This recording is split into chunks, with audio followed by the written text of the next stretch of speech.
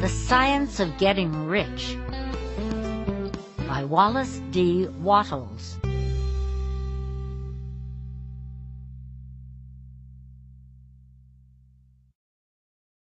Preface. This book is pragmatical, not philosophical. A practical manual, not a treatise upon theories. It is intended for the men and women whose most pressing need is for money, who wish to get rich first and philosophize afterward. It is for those who have, so far, found neither the time, the means, nor the opportunity to go deeply into the study of metaphysics, but who want results and who are willing to take the conclusions of science as a basis for action, without going into all the processes by which those conclusions were reached. It is expected that the reader will take the fundamental statements upon faith, just as he would take statements concerning a law of electrical action if they were promulgated by a Marconi or an Edison, and taking the statements upon faith, that he will prove their truth by acting upon them without fear or hesitation. Every man or woman who does this will certainly get rich, for the science herein applied is an exact science, and failure is impossible. For the benefit, however, of those who wish to investigate philosophical theories and so secure a logical basis for faith, I will here cite certain authorities. The monistic theory of the universe, the theory that one is all and that all is one, that one substance manifests itself as the seeming many elements of the material world, is of Hindu origin and has been gradually winning its way into the thought of the Western world for 200 years. It is the foundation of all the Oriental philosophies, and of those of Descartes, Spinoza, Leibniz, Schopenhauer, Hegel, and Emerson. The reader who would dig to the philosophical foundations of this is advised to read Hegel and Emerson for himself. In writing this book, I have sacrificed all other considerations to plainness and simplicity of style, so that all might understand. The plan of action laid down herein was deduced from the conclusions of philosophy. It has been thoroughly tested and bears the supreme test of practical experiment. It works. If you wish to know how the conclusions were arrived at, read the writings of the authors mentioned above. And if you wish to reap the fruits of their philosophies in actual practice, read this book and do exactly as it tells you to do. The author. Chapter 1. The Right to be Rich. Whatever may be said in praise of poverty, the fact remains that it is not possible to live a really complete or successful life unless one is rich. No man can rise to his greatest possible height in talent or soul development unless he has plenty of money. For to unfold the soul and to develop talent he must have many things to use, and he cannot have these things unless he has money to buy them with. A man develops in mind, soul, and body by making use of these things, and society is so organized that man must have money in order to become the possessor of things. Therefore, the basis of all advancement for man must be the science of getting rich. The object of all life is development, and everything that lives has an inalienable right to all the development it is capable of attaining. Man's right to life means his right to have the free and unrestricted use of all things which may be necessary to his fullest mental, spiritual, and physical unfoldment, or, in other words, his right to be rich. I shall not speak of riches in a figurative way. To be really rich does not mean to be satisfied or contented with a little. No man ought to be satisfied with little if he is capable of using and enjoying more. The purpose of nature is the advancement and unfoldment of life, and every man should have all that can contribute to the power, elegance, beauty, and richness of life. To be content with less is sinful. The man who owns all he wants for the living of all the life he is capable of living is rich, and no man who has not plenty of money can have all he wants. Life has advanced so far and become so complex that even the most ordinary man or woman requires a great amount of wealth in order to live in a manner that even approaches completeness. Every person naturally wants to become all that they are capable of becoming. This desire to realize innate possibilities is inherent in human nature.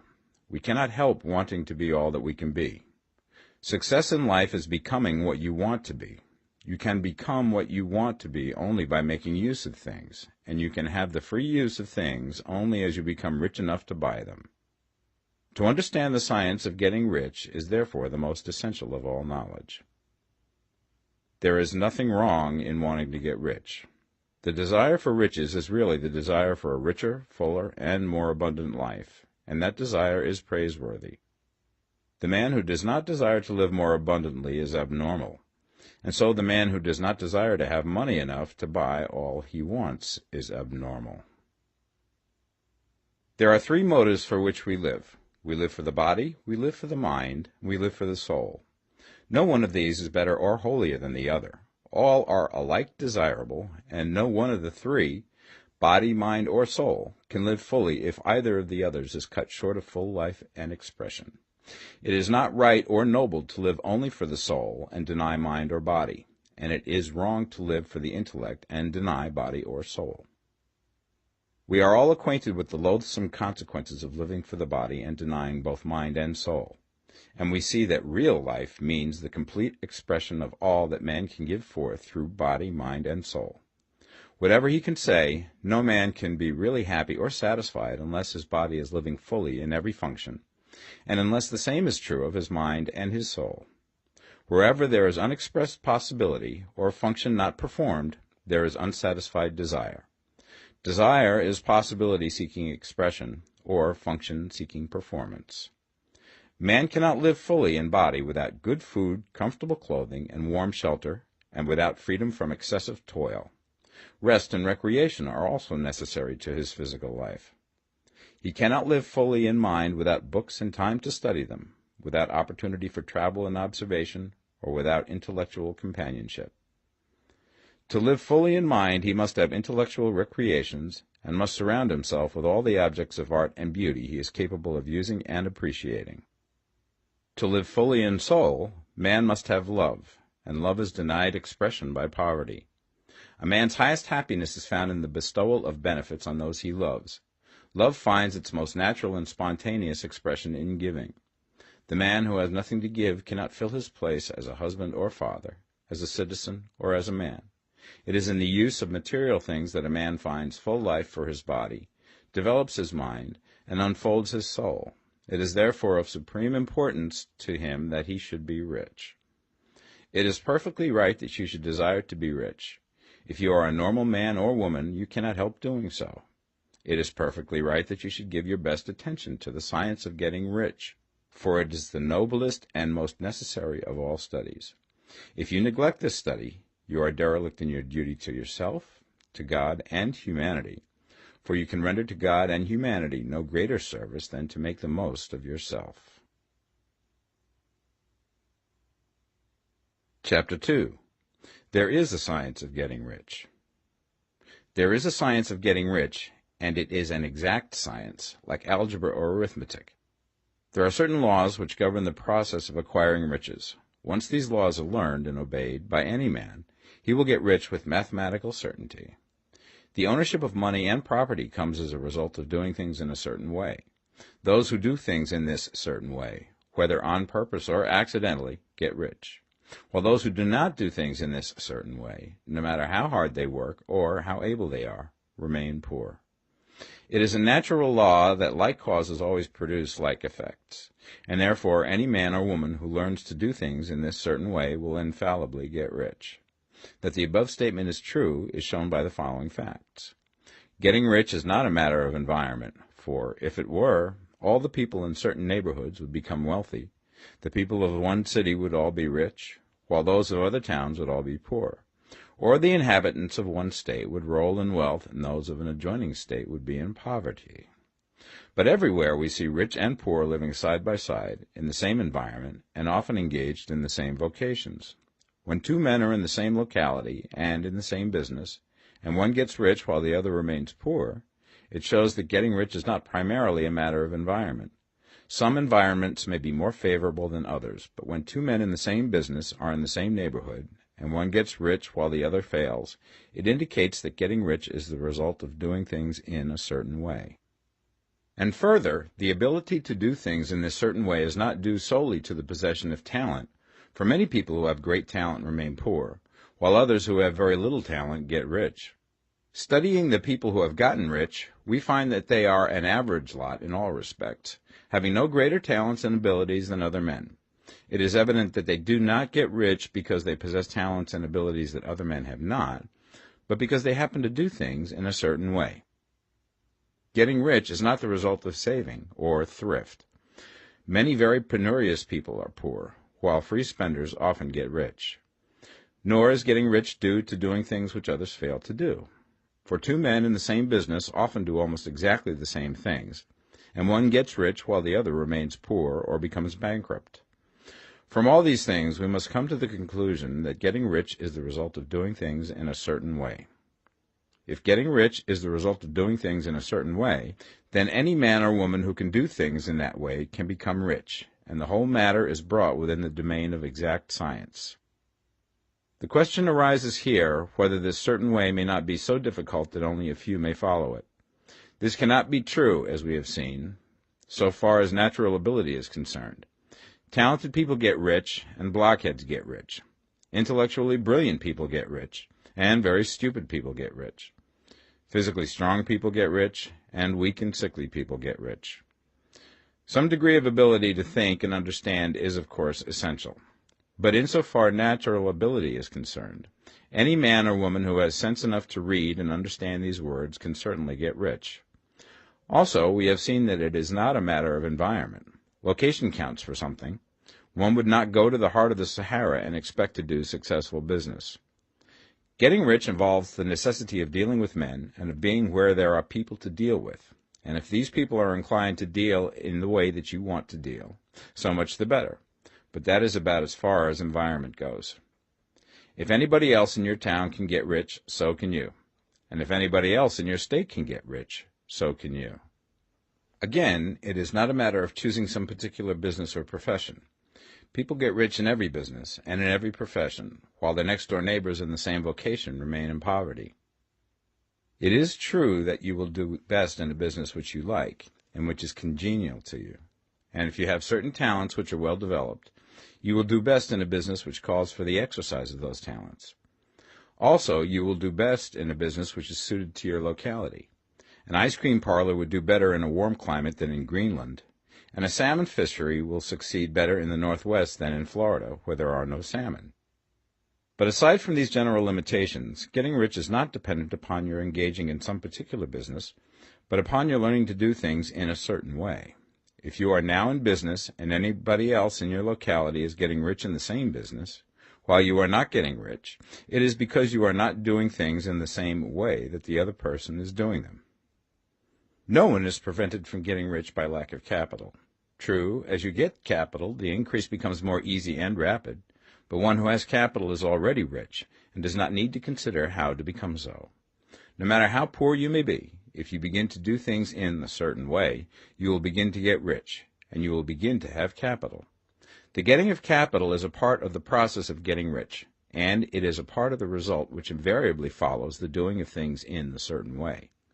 You may be the poorest man on the continent and be deeply in debt. You may have neither friends, influence, nor resources, but if you begin to do things in this way, you must infallibly begin to get rich, for the like causes must produce like effects. If you have no capital, you can get capital. If you're in the wrong business, you can get into the right business. If you're in the wrong location, you can go to the right location, and you can do so by beginning in your present business and in your present location to do things in the certain way which causes success. Chapter 3. Is opportunity monopolized? No man is kept poor because opportunity has been taken away from him, because other people have monopolized the wealth and have put a fence around it. You may be shut off from engaging in business in certain lines, but there are other channels open to you. Probably it would be hard for you to get control of any of the great railroad systems. That field is pretty well monopolized, but the electric railway business is still in its infancy and offers plenty of scope for enterprise. And it will be but a very few years until traffic and transportation through the air will become a great industry, and in all its branches will give employment to hundreds of thousands and perhaps to millions of people. Why not turn your attention to the development of aerial transportation, instead of competing with J.J. Hill and others for a chance in the steam railway world? It is quite true that if you are a working man in the employ of the Steel Trust, you have very little chance of becoming the owner of the plant in which you work. But it is also true that if you will commence to act in a certain way, You can soon leave the employ of the Steel Trust. You can buy a farm from 10 to 40 acres and engage in business as a producer of foodstuffs. There is great opportunity at this time for men who will live upon small tracts of land and cultivate the same intensively. Such men will certainly get rich. You may say that it is impossible for you to get the land, but I'm going to prove to you that it is not impossible, and that you can certainly get a farm if you will go to work in a certain way. At different periods, the tide of opportunity sets in different directions, according to the needs of the whole, and the particular stage of social evolution which has been reached. At present, in America, it is setting towards agricultural and the allied industries and professions. Today, opportunity is open before the factory worker in his line. It is open before the businessman who supplies the farmer more than before the one who supplies the factory worker, and before the professional man who waits upon the farmer more than before the one who serves the working class. There is an abundance of opportunity for the man who will go with the tide instead of trying to swim against it. So the factory workers, either as individuals or as a class, are not deprived of opportunity. The workers are not being kept down by their masters. They are not being ground by the trusts and combinations of capital. As a class, they are where they are because they do not do things in a certain way. If the workers of America chose to do so, they could follow the example of their brothers in Belgium and other countries and establish great department stores and cooperative industries. They could elect men of their own class to office and pass laws favoring the development of such cooperative industries, and in a few years they could take peaceable possession of the industrial field. The working class may become the master class whenever they will begin to do things in a certain way. The law of wealth is the same for them as it is for all others. This they must learn, and they will remain where they are as long as they continue to do as they do. The individual worker, however, is not held down by the ignorance or the mental slothfulness of his class. He can follow the tide of opportunity to riches, and this book will tell him how. No one is kept in poverty by a shortness in the supply of riches. There is more than enough for all. A palace as large as the Capitol in Washington might be built for every family on earth from the building material in the United States alone, and under intensive cultivation, this country would produce wool, cotton, linen, and silk enough to clothe each person in the world finer than Solomon was arrayed in all his glory, together with food enough to feed them all luxuriously. The visible supply is practically inexhaustible, and the invisible supply really is inexhaustible. Everything you see on earth is made from one original substance, out of which all things proceed. New forms are constantly being made, and older ones are dissolving, but all are shapes assumed by one thing. There is no limit to the supply of formless stuff or original substance. The universe is made out of it, but it was not all used in making the universe. The spaces in, through, and between the forms of the visible universe are permeated and filled with the original substance, with the formless stuff, with the raw material of all things. 10,000 times as much has been made might still be made, and even then we should not have exhausted the supply of universal raw material. No man, therefore, is poor because nature is poor, or because there is not enough to go around. Nature is an inexhaustible storehouse of riches. The supply will never run short. Original substance is alive with creative energy and is constantly producing more forms. When the supply of building material is exhausted, more will be produced. When the soil is exhausted so that foodstuffs and materials for clothing will no longer grow upon it, it will be renewed or more soil will be made. When all the gold and silver has been dug from the earth, if man is still in such a stage of social development that he needs gold and silver, more will be produced from the formless. The formless stuff responds to the needs of man. It will not let him be without any good thing. This is true of man collectively. The race as a whole is always abundantly rich, and if individuals are poor, it is because they do not follow the certain way of doing things which makes the individual man rich. The formless stuff is intelligent. It is stuff which thinks. It is alive, and is always impelled towards more life. It is the natural and inherent impulse of life to seek to live more. It is the nature of intelligence to enlarge itself, and of consciousness to seek to extend its boundaries and find fuller expression. The universe of forms has been made by formless living substance, throwing itself into form in order to express itself more fully. The universe is a great living presence, always moving inherently towards more life and fuller functioning. Nature is formed for the advancement of life. Its impelling motive is the increase of life. For this cause, everything which can possibly minister to life is bountifully provided. There can be no lack unless God is to contradict himself and nullify his own works. You are not kept poor by lack in the supply of riches. It is a fact which I shall demonstrate a little further on, that even the resources of the formless supply are at the command of the man or woman who will act and think in a certain way. Chapter 4. The first principle in the science of getting rich. Thought is the only power which can produce tangible riches from the formless substance. The stuff from which all things are made is a substance which thinks, and a thought of form in this substance produces the form. Original substance moves according to its thoughts. Every form and process you see in nature is the visible expression of a thought in original substance. As the formless stuff thinks of a form, it takes that form. As it thinks of a motion, it makes that motion. That is the way all things were created. We live in a thought world, which is part of a thought universe. The thought of a moving universe extended through formless substance, and the thinking stuff moving according to that thought, took the form of systems of planets and maintains that form. Thinking substance takes the form of its thought and moves according to that thought. Holding the idea of a circling system of suns and worlds, it takes the form of these bodies and moves them as it thinks. Thinking the form of a slow-growing oak tree, it moves accordingly and produces the tree, though centuries may be required to do the work. In creating, the formless seems to move according to the lines of motion it has established. The thought of an oak tree does not cause the instant formation of a full-grown tree, but it does start in motion the forces which will produce the tree, along established lines of growth. Every thought of form held in thinking substance causes the creation of the form, but always, or at least generally, along lines of growth and action already established. The thought of a house of a certain construction, if it were impressed upon formless substance, might not cause the instant formation of the house, but it would cause the turning of creative energies already working in trade and commerce into such channels as to result in the speedy building of the house. And if there were no existing channels through which the creative energy could work, then the house would be formed directly from primal substance, without waiting for the slow processes of the organic and inorganic world.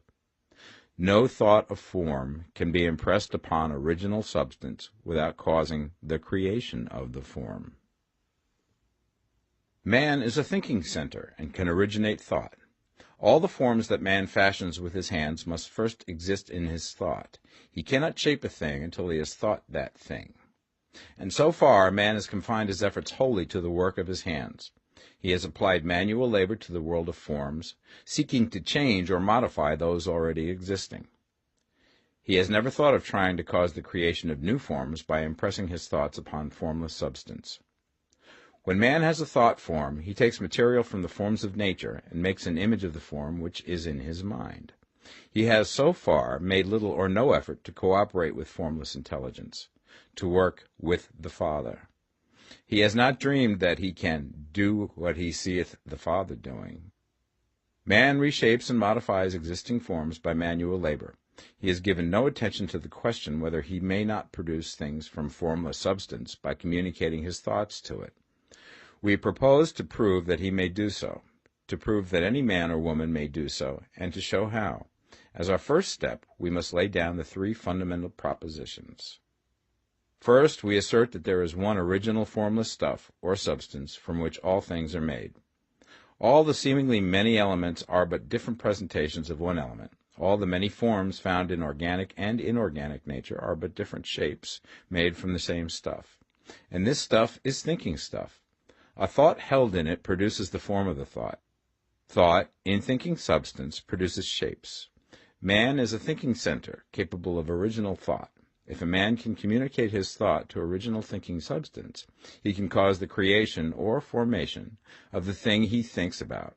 To summarize this, there is a thinking stuff from which all things are made, and which, in its original state, permeates, penetrates, and fills the interspaces of the universe.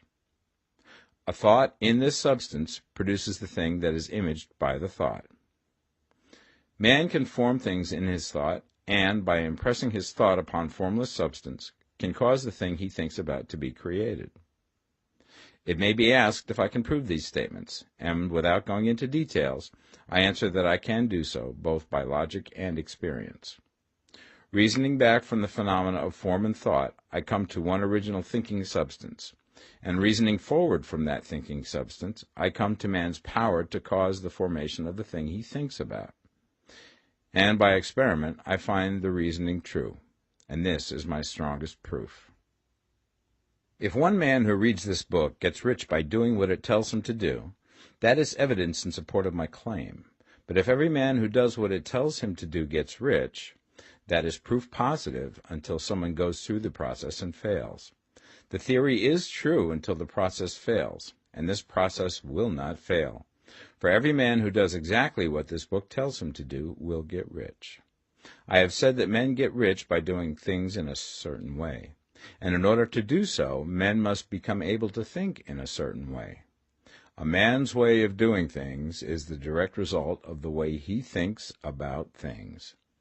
To do things in a way that you want to do them, you will have to acquire the ability to think the way you want to think. This is the first step towards getting rich. To think what you want to think is to think truth, regardless of appearances. Every man has the natural and inherent power to think what he wants to think, but it requires far more effort to do so than it does to think the thoughts which are suggested by appearances. To think according to appearance is easy. To think truth regardless of appearances is laborious, and requires the expenditure of more power than any other work man is called upon to perform. There is no labor from which most people shrink as they do from that of sustained and consecutive thought. It is the hardest work in the world. This is especially true when truth is contrary to appearances. Every appearance in the visible world tends to produce a corresponding form in the mind which observes it, and this can only be prevented by holding the thought of the truth. To look upon the appearance of disease will produce the form of disease in your own mind and ultimately in your body, unless you hold the thought of the truth, which is that there is no disease. It is only an appearance, and the reality is health. To look upon the appearances of poverty will produce corresponding forms in your own mind. Unless you hold to the truth that there is no poverty, there is only abundance. To think health when surrounded by the appearance of disease, or to think riches when in the midst of appearances of poverty, requires power. But he who acquires this power becomes a master mind. He can conquer fate. He can have what he wants. This power can only be acquired by getting hold of the basic fact which is behind all appearances, and that fact is that there is one thinking substance, from which and by which all things are made. Then we must grasp the truth that every thought held in this substance becomes a form, and that man can so impress his thoughts upon it as to cause them to take form and become visible things. When we realize this, we lose all doubt and fear, for we know that we can create what we want to create, and we can get what we want to have, and can become what we want to be. As a first step towards getting rich, you must believe the three fundamental statements given previously in this chapter, and in order to emphasize them, I repeat them here. There is a thinking stuff from which all things are made, and which, in its original state, permeates, penetrates, and fills the interspaces of the universe. A thought in this substance produces the thing that is imaged by the thought. Man can form things in his thought, and, by impressing his thought upon formless substance, can cause the thing he thinks about to be created. You must lay aside all other concepts of the universe than this monistic one, and you must dwell upon this until it is fixed in your mind and has become your habitual thought. Read these creed statements over and over again. Fix every word upon your memory, and meditate upon them until you firmly believe what they say. If a doubt comes to you, cast it aside as a sin. Do not listen to arguments against this idea. Do not go to churches or lectures where a contrary concept of things is taught or preached. Do not read magazines or books which teach a different idea. If you get mixed up in your faith, all your efforts will be in vain. Do not ask why these things are true, nor speculate as to how they can be true. Simply take them on trust.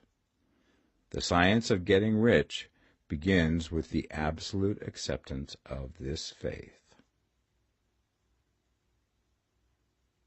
Chapter 5. Increasing Life. You must get rid of the last vestige of the old idea that there is a deity whose will it is that you should be poor, or whose purposes may be served by keeping you in poverty.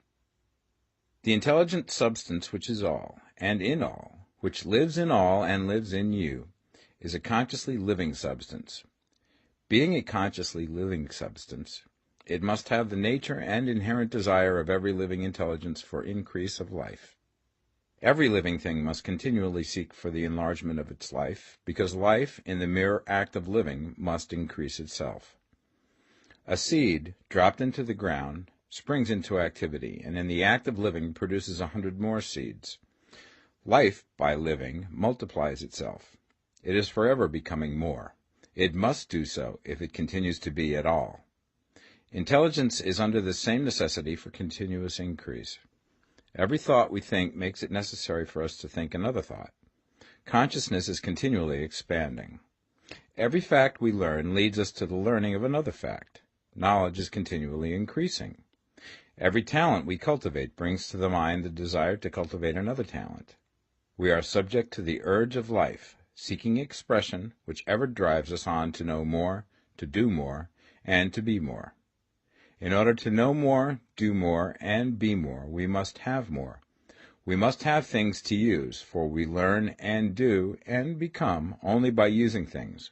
We must get rich so that we can live more. The desire for riches is simply the capacity for larger life seeking fulfillment. Every desire is the effort of an unexpressed possibility to come into action. It is power seeking to manifest which causes desire.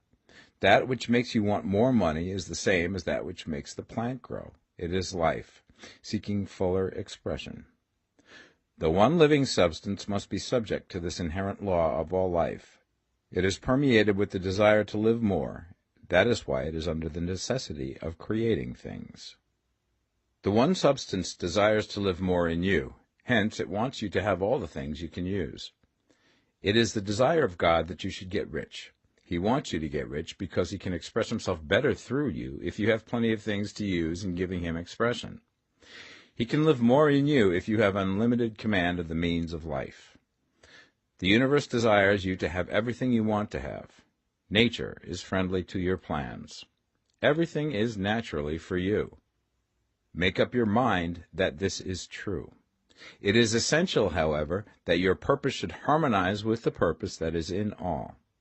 You must want real life, not mere pleasure of sensual gratification. Life is the performance of function, and the individual really lives only when he performs every function, physical, mental, and spiritual, of which he is capable, without excess in any. You do not want to get rich in order to live swinishly, for the gratification of animal desires, that is not life. But the performance of every physical function is a part of life, and no one lives completely who denies the impulses of the body a normal and healthful expression. You do not want to get rich solely to enjoy mental pleasures, to get knowledge, to gratify ambition, to outshine others, to be famous. All these are a legitimate part of life, but the man who lives for the pleasures of the intellect alone will only have a partial life, and he will never be satisfied with his lot. You do not want to get rich solely for the good of others, to lose yourself for the salvation of mankind, to experience the joys of philanthropy and sacrifice. The joys of the soul are only a part of life, and they are no better or nobler than any other part. You want to get rich in order that you may eat, drink, and be merry when it is time to do these things, in order that you may surround yourself with beautiful things, see distant lands, feed your mind, and develop your intellect, in order that you may love men and do kind things, and be able to play a good part in helping the world to find truth. But remember that extreme altruism is no better and no nobler than extreme selfishness. Both are mistakes. Get rid of the idea that God wants you to sacrifice yourself for others, and that you can secure his favor by doing so. God requires nothing of the kind. What he wants is that you should make the most of yourself, for yourself and for others, and you can help others more by making the most of yourself than in any other way. You can make the most of yourself only by getting rich, so it is right and praiseworthy that you should give your first and best thought to the work of acquiring wealth. Remember, however, that the desire of substance is for all, and its movements must be for more life to all. It cannot be made to work for less life to any, because it is equally in all, seeking riches and life. Intelligent substance will make things for you, but it will not take things away from someone else and give them to you.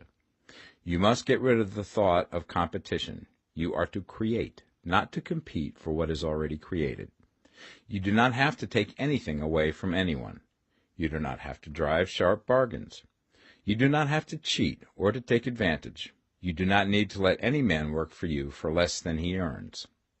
You do not have to covet the property of others or to look at it with wishful eyes. No man has anything of which you cannot have the like, and that without taking what he has away from him.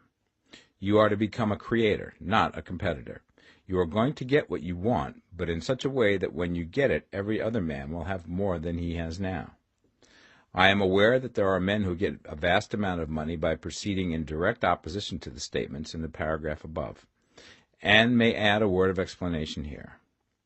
Men of the plutocratic type, who become very rich, do so sometimes purely by their extraordinary ability on the plane of competition, and sometimes they unconsciously relate themselves to substance and its great purposes and movements for the general racial upbuilding through industrial evolution. Rockefeller, Carnegie, Morgan, et al. Have been the unconscious agents of the supreme in the necessary work of systematizing and organizing productive industry, and, in the end, their work will contribute immensely towards increased life for all. Their day is nearly over, they have organized production, and will soon be succeeded by the agents of the multitude, who will organize the machinery of distribution. The multimillionaires are like the monster reptiles of the prehistoric eras.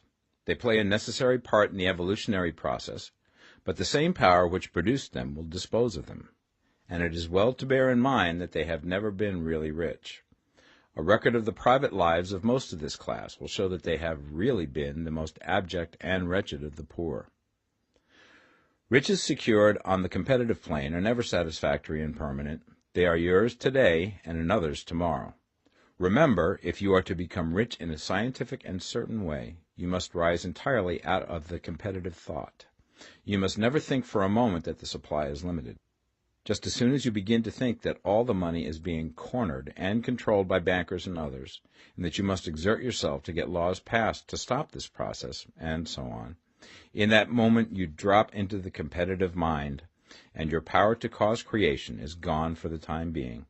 And what is worse, you will probably arrest the creative movements you have already instituted.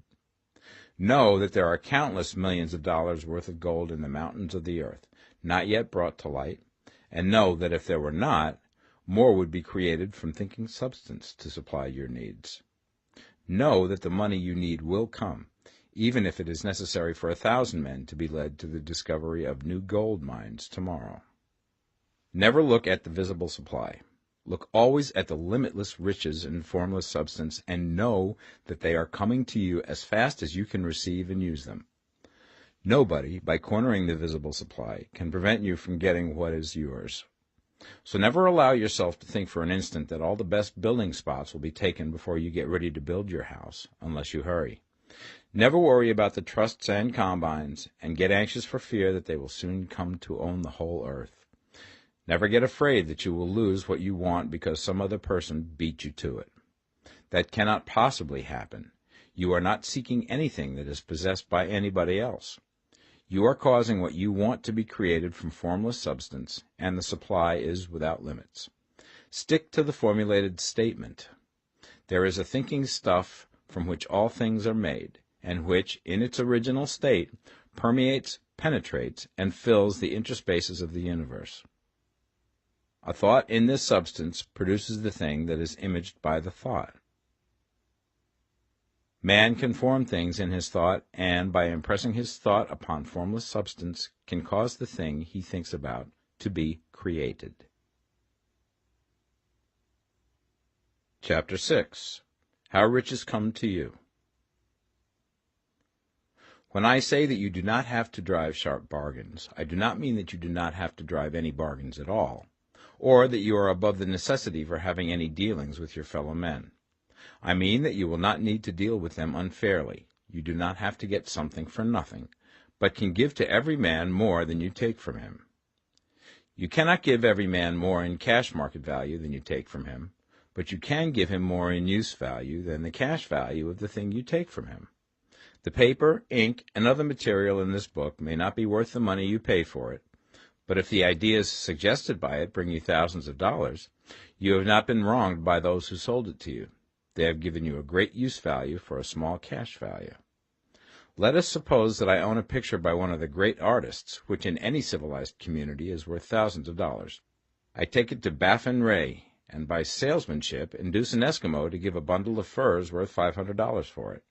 I have really wronged him, for he has no use for the picture. It has no value to him. It will not add to his life. But suppose I give him a gun worth $50 for his furs. Then he has made a good bargain. He has use for the gun. It will get him many more furs and much food. It will add to his life in every way. It will make him rich. When you rise from the competitive to the creative plane, you can scan your business transactions very strictly, and if you are selling any man anything which does not add more to his life than the thing he gives you in exchange, you can afford to stop it. You do not have to beat anybody in business, and if you are in a business which does beat people, get out of it at once. Give every man more in use value than you take from him in cash value. Then you are adding to the life of the world by every business transaction. If you have people working for you, you must take from them more in cash value than you pay them in wages. But you can so organize your business that it will be filled with the principle of advancement, and so that each employee who wishes to do so may advance a little every day. You can make your business do for your employees what this book is doing for you. You can so conduct your business that it will be a sort of ladder, by which every employee who will take the trouble may climb to riches himself, and, given the opportunity, if he will not do so, it is not your fault. And finally, because you are to cause the creation of your riches from formless substance which permeates all your environment, it does not follow that they are to take shape from the atmosphere and come into being before your eyes. If you want a sewing machine, for instance, I do not mean to tell you that you are to impress the thought of a sewing machine on thinking substance until the machine is formed without hands, in the room where you sit or elsewhere. But if you want a sewing machine, hold the mental image of it with the most positive certainty that it is being made, or is on its way to you. After once forming the thought, have the most absolute and unquestioning faith that the sewing machine is coming. Never think of it, or speak of it, in any other way than as being sure to arrive. Claim it as already yours. It will be brought to you by the power of the Supreme Intelligence, acting upon the minds of men. If you live in Maine, it may be that a man will be brought from Texas or Japan to engage in some transaction which will result in your getting what you want. If so, the whole matter will be as much to that man's advantage as it is to yours. Do not forget for a moment that the thinking substance is through all, in all, communicating with all, and can influence all. The desire of thinking substance for a fuller life and better living has caused the creation of all the sewing machines already made, and it can cause the creation of millions more, and will, whenever men set it in motion by desire and faith, and by acting in a certain way. You can certainly have a sewing machine in your house, and it is just as certain that you can have any other thing or things which you want, and which you will use for the advancement of your own life and the lives of others. You need not hesitate about asking largely. It is your Father's pleasure to give you the kingdom, said Jesus. Original substance wants to live all that is possible in you, and wants you to have all that you can or will use for the living of the most abundant life. If you fix upon your consciousness the fact that the desire you feel for the possession of riches is one with the desire of omnipotence for more complete expression, your faith becomes invincible. Once I saw a little boy sitting at a piano, and vainly tried to bring harmony out of the keys, and I saw that he was grieved and provoked by his inability to play real music. I asked him the cause of his vexation, and he answered, "I can feel the music in me, but I can't make my hands go right." The music in him was the urge of original substance, containing all the possibilities of all life. All that there is of music was seeking expression through the child. God, the one substance, is trying to live and do and enjoy things through humanity. He is saying, I want hands to build wonderful structures, to play divine harmonies, to paint glorious pictures. I want feet to run my errands, eyes to see my beauties, tongues to tell mighty truths and to sing marvelous songs, and so on. All that there is of possibility is seeking expression through men. God wants those who can play music to have pianos and every other instrument, and to have the means to cultivate their talents to the fullest extent. He wants those who can appreciate beauty to be able to surround themselves with beautiful things. He wants those who can discern truth to have every opportunity to travel and observe. He wants those who can appreciate dress to be beautifully clothed, and those who can appreciate good food to be luxuriously fed. He wants all these things because it is himself that enjoys and appreciates them. It is God who wants to play and sing and enjoy beauty and proclaim truth and wear fine clothes and eat good food. It is God that worketh in you to will and to do, said Paul. The desire you feel for riches is the infinite, seeking to express himself in you as he sought to find expression in the little boy at the piano. So you need not hesitate to ask largely. Your part is to focalize and express the desire to God. This is a difficult point with most people. They retain some of the old idea that poverty and self-sacrifice are pleasing to God. They look upon poverty as a part of the plan, a necessity of nature.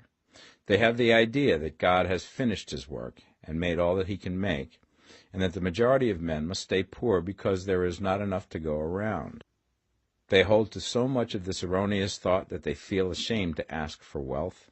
They try not to want more than a very modest competence, just enough to make them fairly comfortable.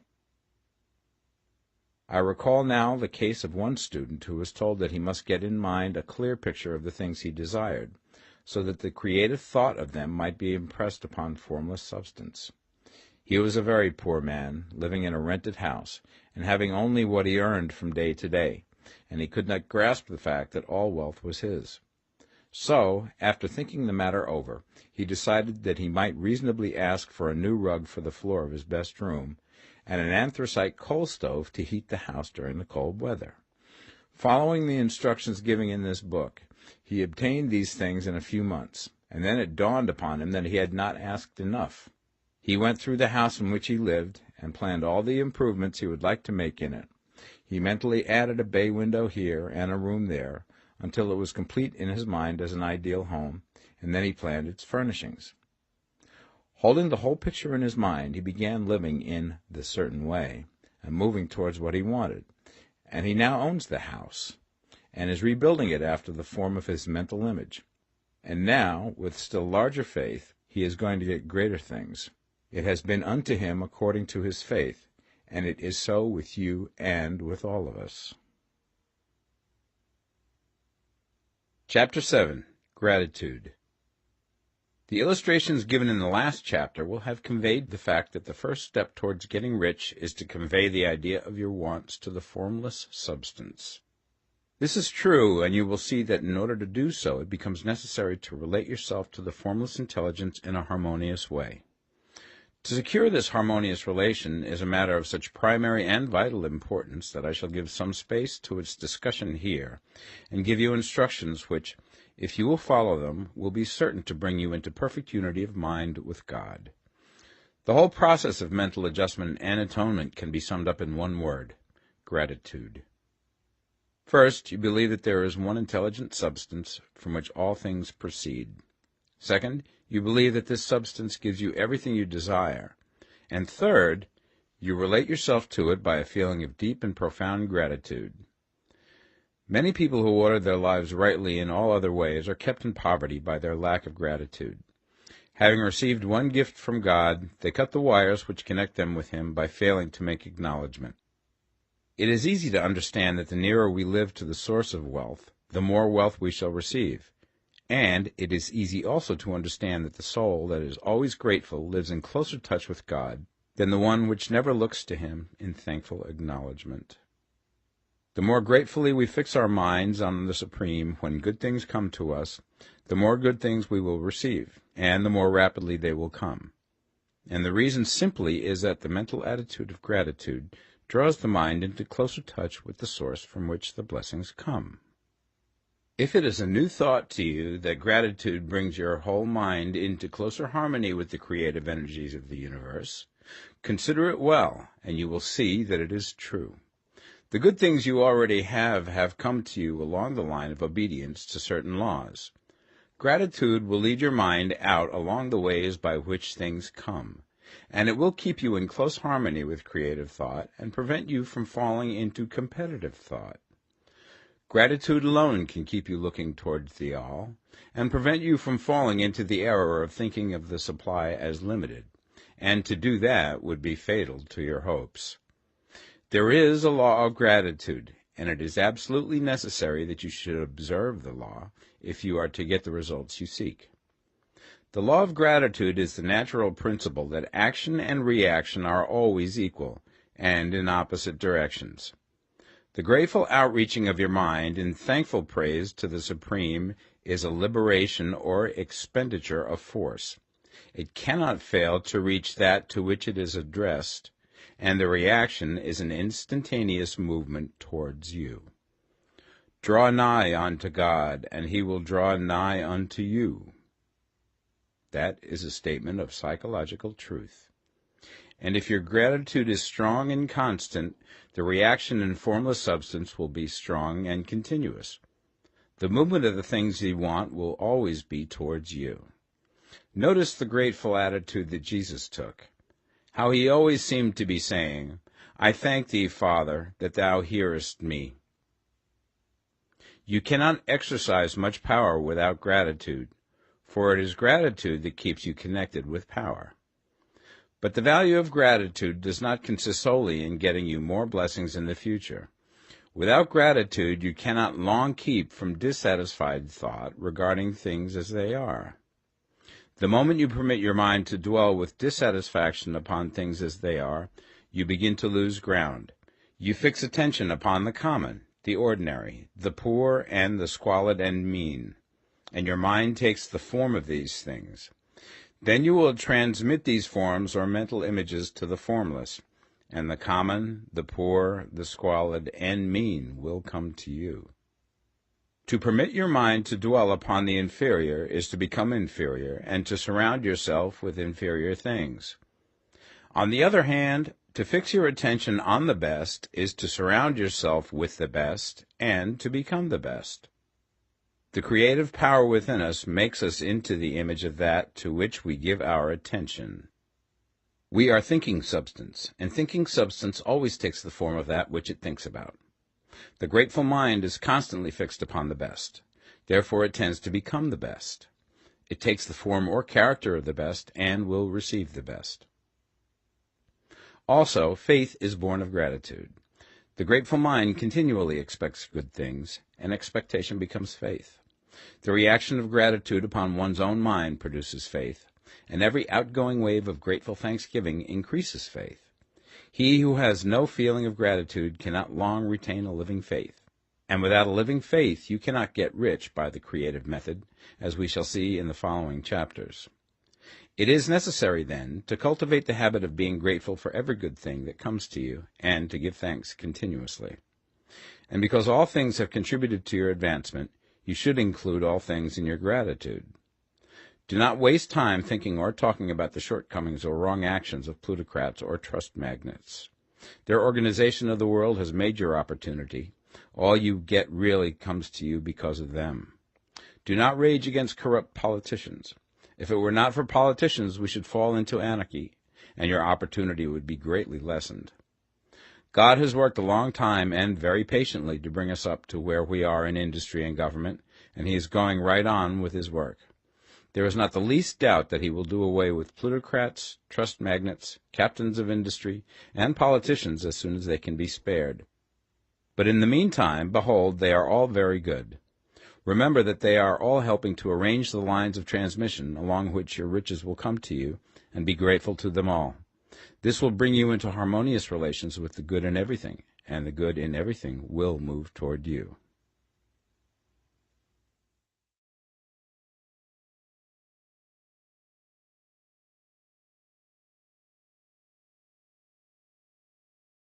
The Science of Getting Rich, Part 2. Chapter 8. Thinking in the Certain Way. You must form a clear and definite mental picture of what you want. You cannot transmit an idea unless you have it yourself. You must have it before you can give it, and many people fail to impress thinking substance because they have themselves only a vague and misty concept of the things they want to do, to have, or to become. It is not enough that you should have a general desire for wealth to do good with. Everybody has that desire. It is not enough that you should have a wish to travel, see things, live more, etc. Everybody has those desires also. If you were going to send a wireless message to a friend, you would not send the letters of the alphabet in their order and let him construct the message for himself, nor would you take words at random from the dictionary. You would send a coherent sentence, one which meant something. When you try to impress your wants upon substance, remember that it must be done by a coherent statement. You must know what you want and be definite. You can never get rich or start the creative power into action by sending out unformed longings and vague desires. Go over your desires just as the man I have described went over his house. See just what you want and get a clear mental picture of it as you wish it to look when you get it. That clear mental picture you must have continually in mind, as the sailor has in mind the port towards which he is sailing the ship. You must keep your face towards it all the time. You must no more lose sight of it than the steersman loses sight of the compass. It is not necessary to take exercises in concentration, nor to set apart special times for prayer and affirmation, nor to go into the silence, nor to do occult stunts of any kind. There things are well enough, but all you need is to know what you want, and to want it badly enough so that it will stay in your thoughts. Spend as much of your leisure time as you can in contemplating your picture, but no one needs to take exercises to concentrate his mind on a thing which he really wants. It is the things you do not really care about which require effort to fix your attention upon them. And unless you really want to get rich, so that the desire is strong enough to hold your thoughts directly to the purpose, as the magnetic pole holds the needle of the compass, it will hardly be worthwhile for you to try to carry out the instructions given in this book. The methods herein set forth are for people whose desire for riches is strong enough to overcome mental laziness and the love of ease, and make them work. The more clear and definite you make your pictures then, and the more you dwell upon it, bringing out all of its delightful details, the stronger your desire will be, and the stronger your desire, the easier it will be to hold your mind fixed upon the picture of what you want. Something more is necessary, however, than merely to see the picture clearly. If that is all you do, you are only a dreamer, and will have little or no power for accomplishment. Behind your clear vision must be the purpose to realize it, to bring it out in tangible expression. And behind this purpose must be an invincible and unwavering faith that the thing is already yours, that it is at hand, and you have only to take possession of it. Live in the new house mentally until it takes form around you physically. In the mental realm, enter at once into full enjoyment of the things you want. Whatsoever things ye ask for when ye pray, believe that ye receive them, and ye shall have them, said Jesus. See the things you want as if they were actually around you all the time. See yourself as owning and using them. Make use of them in imagination, just as you will use them when they are your tangible possessions. Dwell upon your mental picture until it is clear and distinct, and then take the mental attitude of ownership towards everything in that picture. Take possession of it in mind, in the full faith that it is actually yours. Hold to this mental ownership. Do not waver for an instant in the faith that it is real. And remember what was said in the preceding chapter about gratitude. Be as thankful for it all the time as you expect to be when it has taken form. The man who can sincerely thank God for the things which as yet he owns only in imagination has real faith. He will get rich. He will cause the creation of whatsoever he wants. You do not need to pray repeatedly for things you want. It is not necessary to tell God about it every day. Use not vain repetitions as the heathens do, said Jesus to his pupils. For your Father knoweth that ye have need of these things before ye ask him. Your part is to intelligently formulate your desires for the things which make for a larger life, and to get these desires arranged into a coherent whole, and then to impress this whole desire upon the formless substance, which has the power and the will to bring you what you want. You do not make this impression by repeating strings of words. You make it by holding the vision with unshakable purpose to attain it, and with steadfast faith that you do attain it. The answer to your prayer is not according to your faith while you are talking, but according to your faith while you are working. You cannot impress the mind of God by having a special Sabbath day set apart to tell him what you want, and then forgetting him during the rest of the week. You cannot impress him by having special hours to go into your closet and pray, if you then dismiss the matter from your mind until the hour of prayer comes again. Oral prayer is well enough, and has its effect, especially upon yourself, in clarifying your vision and strengthening your faith. But it is not your oral petitions which get you what you want. In order to get rich, you do not need a sweet hour of prayer. You need to pray without ceasing.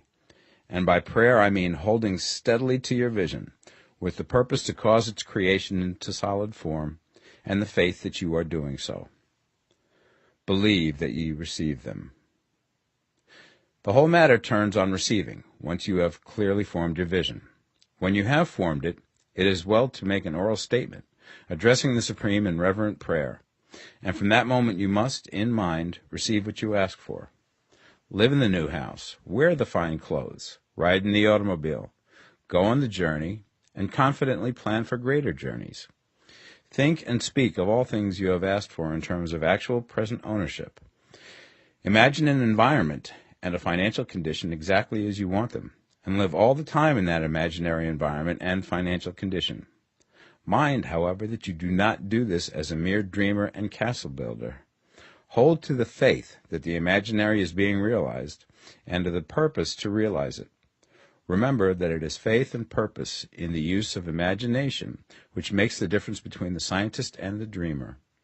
And having learned this fact, it is here that you must learn the proper use of the will. Chapter 9. How to Use the Will. To set about getting rich in a scientific way, you do not try to apply your willpower to anything outside of yourself. You have no right to do so anyway. It is wrong to apply your will to other men and women in order to get them to do what you wish done. It is as flagrantly wrong to coerce people by mental power as it is to coerce them by physical power. If compelling people by physical force to do things for you reduces them to slavery, compelling them by mental means accomplishes exactly the same thing. The only difference is in methods. If taking things from people by physical force is robbery, then taking things by mental force is robbery also. There is no difference in principle. You have no right to use your willpower upon another person, even for his own good, for you do not know what is for his good. The science of getting rich does not require you to apply power or force to any other person in any way whatsoever. There is not the slightest necessity for doing so. Indeed, any attempt to use your will upon others will only tend to defeat your purpose. You do not need to apply your will to things in order to compel them to come to you. That would simply be trying to coerce God, and would be foolish and useless, as well as irreverent. You do not have to compel God to give you good things, any more than you have to use your willpower to make the sun rise. You do not have to use your willpower to conquer an unfriendly deity, or to make stubborn and rebellious forces do your bidding. Substance is friendly to you, and is more anxious to give you what you want than you are to get it. To get rich, you need only to use your willpower upon yourself. When you know what to think and do, then you must use your will to compel yourself to think and do the right things. That is the legitimate use of the will in getting what you want, to use it in holding yourself to the right course.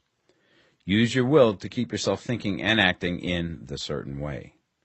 Do not try to project your will or thoughts or your mind out into space to act on things or people. Keep your mind at home. It can accomplish more there than elsewhere. Use your mind to form a mental image of what you want, and to hold that vision with faith and purpose, and use your will to keep your mind working in the right way. The more steady and continuous your faith and purpose, the more rapidly you will get rich, because you will make only positive impressions upon substance, and you will not neutralize or offset them by negative impressions. The picture of your desires, held with faith and purpose, is taken up by the formless, and permeates it to great distances throughout the universe, for all I know. As this impression spreads, all things are set moving towards its realizations. Every living thing, every inanimate thing, and the things yet uncreated, are stirred towards bringing into being that which you want. All forces begin to be exerted in that direction. All things begin to move towards you. The minds of people everywhere are influenced towards doing the things necessary to the fulfilling of your desires, and they work for you unconsciously. But you can check all this by starting a negative impression in the formless substance. Doubt or unbelief is as certain to start a movement away from you as faith and purpose are to start one toward you. It is by not understanding this that most people who try to make use of mental science in getting rich make their failure. Every hour and moment you spend in giving heeds to doubts and fears. Every hour you spend in worry, every hour in which your soul is possessed by unbelief, sets a current away from you in the whole domain of intelligent substance. All the promises are unto them that believe, and unto them only. Notice how insistent Jesus was upon this point of belief, and now you know the reason why. Since belief is all important, it behooves you to guard your thoughts, and as your beliefs will be shaped to a very great extent by the things you observe and think about, it is important that you should command your attention. And here the will comes into use, for it is by your will that you determine upon what things your attention shall be fixed. If you want to become rich, you must not make a study of poverty. Things are not brought into being by thinking about their opposites. Health is never to be attained by studying disease and thinking about disease. Righteousness is not to be promoted by studying sin and thinking about sin. And no one ever got rich by studying poverty and thinking about poverty. Medicine as a science of disease has increased disease. Religion as a science of sin has promoted sin. And economics as a study of poverty will fill the world with wretchedness and want. Do not talk about poverty. Do not investigate it or concern yourself with it. Never mind what its causes are. You have nothing to do with them. What concerns you is the cure. Do not spend your time in charitable work or charity movements. All charity only tends to perpetuate the wretchedness it aims to eradicate. I do not say that you should be hard-hearted or unkind and refuse to hear the cry of need, but you must not try to eradicate poverty in any of the conventional ways.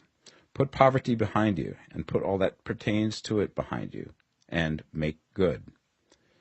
Get rich. That is the best way you can help the poor. And you cannot hold the mental image which is to make you rich if you fill your mind with pictures of poverty.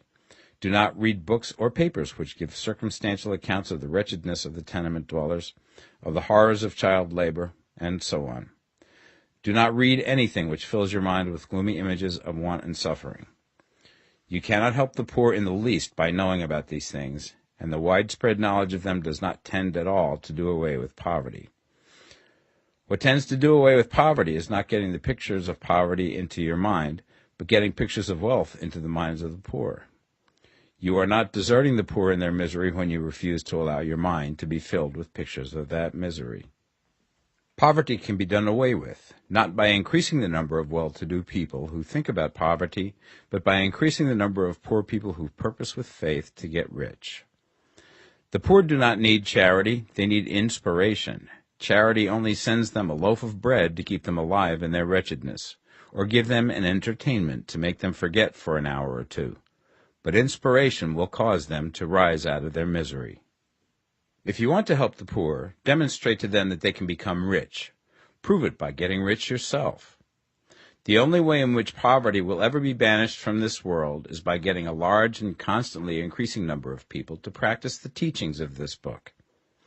People must be taught to become rich by creation, not by competition. Every man who becomes rich by competition throws down behind him the ladder by which he rises and keeps others down. But every man who gets rich by creation opens a way for thousands to follow him and inspires them to do so. You are not showing hardness of heart or an unfeeling disposition when you refuse to pity poverty, see poverty, read about poverty, or think or talk about it, or to listen to those who do talk about it. Use your willpower to keep your mind off the subject of poverty and to keep it fixed with faith and purpose on the vision of what you want. Chapter 10. Further Use of the Will. You cannot retain a true and clear vision of wealth if you are constantly turning your attention to opposing pictures, whether they be external or imaginary. Do not tell of your past troubles of a financial nature, if you've had them. Do not think of them at all. Do not tell of the poverty of your parents or the hardships of your early life. To do any of these things is to mentally class yourself with the poor for the time being, and it will certainly check the movement of things in your direction. Let the dead bury their dead, as Jesus said. Put poverty and all things that pertain to poverty completely behind you. You have accepted a certain theory of the universe as being correct, and are resting all your hopes of happiness on its being correct. And what can you gain by giving heed to conflicting theories? Do not read religious books which tell you that the world is soon coming to an end, and do not read the writing of muckrakers and pessimistic philosophers who tell you that it is going to the devil. The world is not going to the devil. It is going to God. It is wonderful becoming. True, there may be a good many things in existing conditions which are disagreeable, but what is the use of studying them when they are certainly passing away, and when the study of them only tends to check their passing and keep them with us? Why give time and attention to things which are being removed by evolutionary growth, when you can hasten their removal only by promoting the evolutionary growth as far as your part of it goes? No matter how horrible and seeming may be the conditions in certain countries, sections, or places, you waste your time and destroy your own chances by considering them. You should interest yourself in the world's becoming rich. Think of the riches in the world is coming to, instead of the poverty it is growing out of, and bear in mind that the only way in which you can assist the world in growing rich is by growing rich yourself through creative method, not the competitive one. Give your attention wholly to riches. Ignore poverty. Whenever you think or speak of those who are poor, think and speak of them as those who are becoming rich, as those who are to be congratulated rather than pitied. Then they and others will catch the inspiration and begin to search for the way out.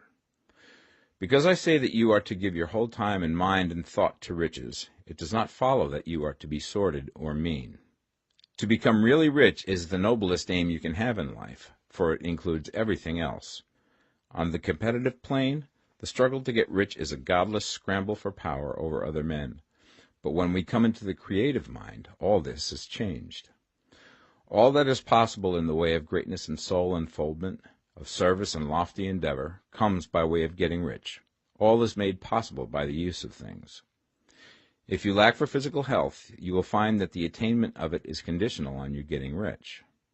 Only those who are emancipated from financial worry and who have the means to live a carefree existence and follow hygienic practices can have and retain health. Moral and spiritual greatness is possible only to those who are above the competitive battle for existence, and only those who are becoming rich on the plane of creative thought are free from the degrading influences of competition. If your heart is set on domestic happiness, remember that love flourishes best when there is refinement, a high level of thought, and freedom from corrupting influences. And these are to be found only where riches are attained by the exercise of creative thought, without strife or rivalry. You can aim at nothing so great or noble, I repeat, as to become rich, and you must fix your attention upon your mental picture of riches, to the exclusion of all that may tend to dim or obscure the vision. You must learn to see the underlying truth in all things. You must see beneath all seemingly wrong conditions the great one life, ever moving forward towards fuller expression and more complete happiness. It is the truth that there is no such thing as poverty, that there is only wealth. Some people remain in poverty because they are ignorant of the fact that there is wealth for them, and these can best be taught by showing them the way to affluence in your own person and practice. Others are poor because, while they feel that there is a way out, they are too intellectually indolent to put forth the mental effort necessary to find that way and by travel it. Others still are poor because, While they have some notion of science, they have become so swamped and lost in the maze of metaphysical and occult theories that they do not know which road to take. They try a mixture of many systems and fail in all. For these, again, the very best thing to do is to show the right way in your own person and practice. An ounce of doing things is worth a pound of theorizing. The very best thing you can do for the whole world is to make the most of yourself. You can serve God and man in no more effective way than by getting rich. That is, if you get rich by the creative method and not by the competitive one. Another thing. We assert that this book gives in detail the principles of the science of getting rich. And if that is true, you do not need to read any other book upon the subject. This may sound narrow and egotistical, but consider. There is no more scientific method of computation in mathematics than by addition, subtraction, multiplication, and division. No other method is possible. There can be but one shortest distance between 2 points. There is only one way to think scientifically, and that is to think in the way that leads by the most direct and simple route to the goal. No man has yet formulated a briefer or less complex system than the one set forth herein. It has been stripped of all non-essentials. When you commence on this, lay all others aside. Put them out of your mind altogether. Read this book every day. Keep it with you. Commit it to memory, and do not think about other systems and theories. If you do, you will begin to have doubts, and to be uncertain and wavering in your thought, and then you will begin to make failures. After you have made good and become rich, you may study other systems as much as you please. But until you are quite sure that you have gained what you want, do not read anything on this line but this book, unless it be the authors mentioned in the preface. And read only the most optimistic comments on the world's news, those in harmony with your picture. Also, postpone your investigations into the occult. Do not dabble in theosophy, spiritualism, or kindred studies. It is very likely that the dead still live and are near, but if they are, let them alone. Mind your own business. Wherever the spirits of the dead may be, they have their own work to do and their own problems to solve, and we have no right to interfere with them. We cannot help them, and it is very doubtful whether they can help us, or whether we have any right to trespass upon their time if they can. Let the dead and the hereafter alone, and solve your own problem. Get rich. If you begin to mix with the occult, you will start mental cross-currents which will surely bring your hopes to shipwreck. Now, this and the preceding chapters have brought us to the following statement of basic facts. There is a thinking stuff from which all things are made, and which, in its original state, permeates, penetrates, and fills the interspaces of the universe. A thought in this substance produces the thing that is imaged by the thought. Man can form things in his thought, and, by impressing his thought upon formless substance, can cause the thing he thinks about to be created. In order to do this, man must pass from the competitive to the creative mind. He must form a clear mental picture of the things he wants, and hold this picture in his thoughts with the fixed purpose to get what he wants, and the unwavering faith that he does get what he wants, closing his mind against all that may tend to shake his purpose, dim his vision, or quench his faith. And in addition to all this, we shall now see that he must live and act in a certain way. Chapter 11. Acting in the Certain Way. Thought is the creative power, or the impelling force which causes the creative power to act. Thinking in a certain way will bring riches to you, but you must not rely upon thought alone, paying no attention to personal action. That is the rock upon which many otherwise scientific metaphysical thinkers meet shipwreck, the failure to connect thought with personal action. We have not yet reached the stage of development, even supposing such a stage to be possible, in which man can create directly from formless substance without nature's processes or the work of human hands. Man must not only think, but his personal action must supplement his thought. By thought you can cause the gold in the hearts of the mountains to be impelled towards you, but it will not mine itself, refine itself, coin itself into double eagles, and come rolling along the roads seeking its way into your pocket. Under the impelling power of the Supreme Spirit, men's affairs will be so ordered that someone will be led to mine the gold for you. Other men's business transactions will be so directed that the gold will be brought toward you, and you must so arrange your own business affairs that you may be able to receive it when it comes to you. Your thought makes all things, animate and inanimate, work to bring you what you want, but your personal activity must be such that you can rightly receive what you want when it reaches you. You are not to take it as charity, nor to steal it. You must give every man more in use value than he gives you in cash value. The scientific use of thought consists in forming a clear and distinct mental image of what you want, in holding fast to the purpose to get what you want, and in realizing with grateful faith that you do get what you want. Do not try to project your thought in any mysterious or occult way, with the idea of having it go out and do things for you. That is a wasted effort and will weaken your power to think with sanity. The action of thought in getting rich is fully explained in the preceding chapters.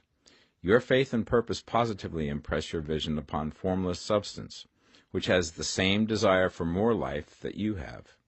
And this vision, received from you, sets all the creative forces at work in and through their regular channels of action, but directed towards you. It is not your part to guide or supervise the creative process. All you have to do with that is to retain your vision, stick to your purpose, and maintain your faith and gratitude. But you must act in a certain way, so that you can appropriate what is yours when it comes to you, so that you can meet the things you have in your picture and put them in their proper places as they arrive. You can really see the truth of this.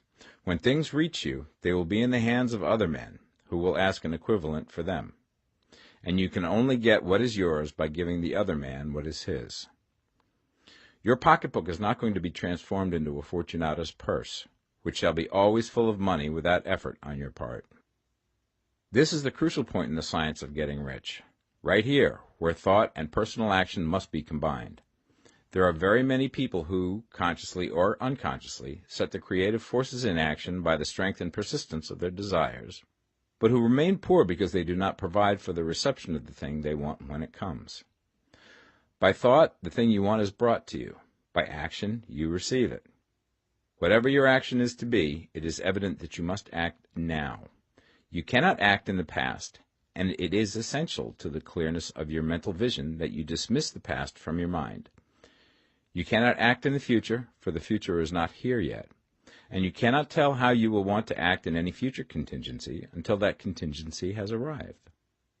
Because you are not in the right business or the right environment now, do not think that you must postpone action until you get into the right business or environment. And do not spend time in the present taking thought as to the best course in possible future emergencies. Have faith in your ability to meet any emergency when it arrives. If you act in the present with your mind on the future, your present action will be with a divided mind and will not be effective. Put your whole mind into present action. Do not give your creative impulse to original substance, and then sit down and wait for results. If you do, you will never get them. Act now. There is never any time but now, and there never will be any time but now.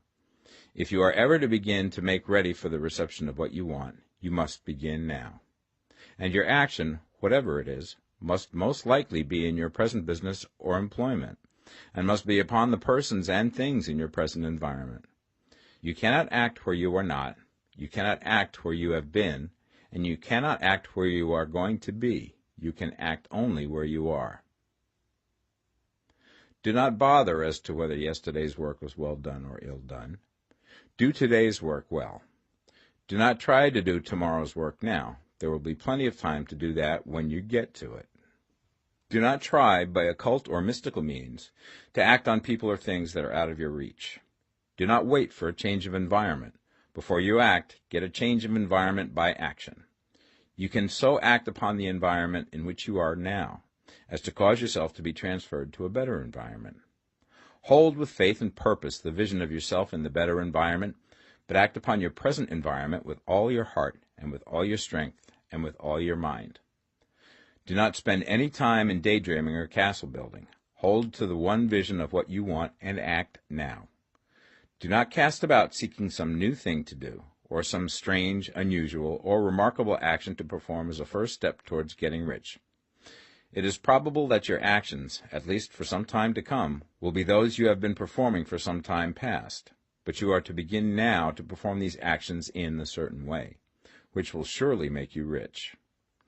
If you are engaged in some business and feel that it is not the right one for you, do not wait until you get into the right business before you begin to act. Do not feel discouraged or sit down and lament because you are misplaced. No man was ever so misplaced that he could not find the right place, and no man ever became so involved in the wrong business but that he could get into the right business. Hold the vision of yourself in the right business, with the purpose to get into it, and the faith that you will get into it, and are getting into it, but act in your present business. Use your present business as the means of getting a better one, and use your present environment as the means of getting into a better one. Your vision of the right business, if held with faith and purpose, will cause the Supreme to move the right business towards you, and your action, if performed in a certain way, will cause you to move towards the business. If you are an employee or wage earner and feel that you must change places in order to get what you want, do not project your thought into space and rely upon it to get you another job. It will probably fail to do so. Hold the vision of yourself in the job you want, while you act with faith and purpose on the job you have, and you will certainly get the job you want. Your vision and faith will set the creative force in motion to bring it toward you, and your action will cause the forces in your own environment to move you toward the place you want. In closing this chapter, we will add another statement to our syllabus. There is a thinking stuff from which all things are made, and which, in its original state, permeates, penetrates, and fills the interspaces of the universe. A thought in this substance produces the thing that is imaged by the thought. Man can form things in his thought, and, by impressing his thought upon formless substance, can cause the thing he thinks about to be created. In order to do this, man must pass from the competitive to the creative mind.